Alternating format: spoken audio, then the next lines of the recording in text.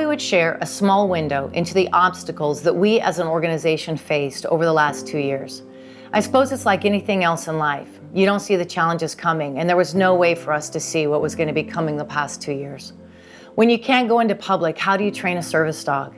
At that time, we still owned 80 plus dogs that were at one stage or another in the process of becoming a service dog. We as an organization could not just close our doors. When restrictions are changing every other minute, how do you commit to gathering and training groups of veterans when they tell you that you can't get together? How do you disappoint veterans who are battling PTSD with a suicide rate of 22 veterans a day? The stress that the uncertainty brought was unbelievable.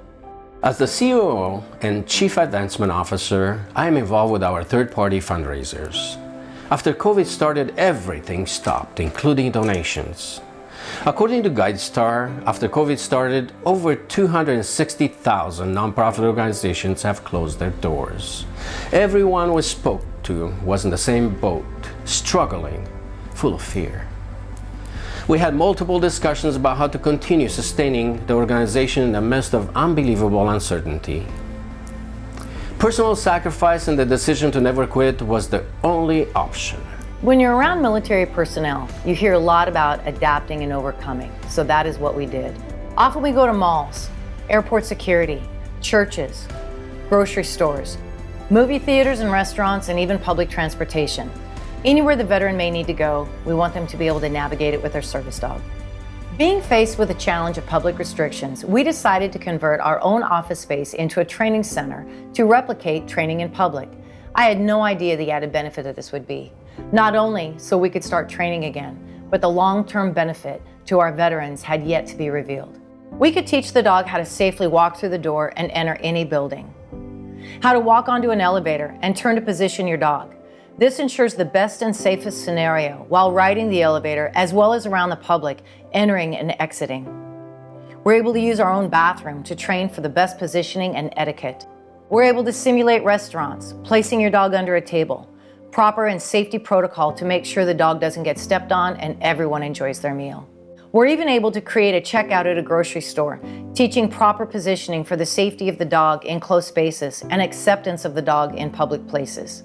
We even have our very own shopping carts, walking in the parking lot, training the dog, correct positioning behind the cart, walking down the aisles in the grocery store.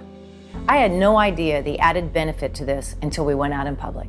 The benefit of working in the office before going into public gave us a familiarity with the instructions, the ease to know that we know who's instructing us, hearing your voices. I felt that there was a benefit to being in the office for 2 weeks before we went out into public, because it gave us an opportunity to get to know each other, not just our dogs, but the other handlers as well.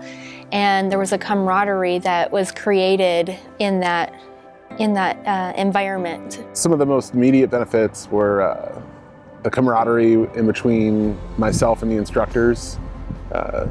Also getting to spend time not being impacted by outside forces and just feeling safe and secure in the environment. Seeing the value in this process, we've adopted to keep it as part of our regular training schedule. So even though we were forced to adapt to our new restrictions, we've thrived and made our program even better.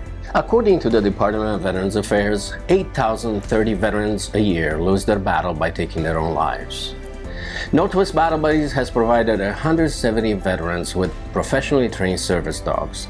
Of the 170 teams, we have lost not one to suicide. You see, that is 100% success. Ladies and gentlemen, at the end of the day, it is we the people, once again, that take matters into our own hands and make a difference in the lives of our veterans.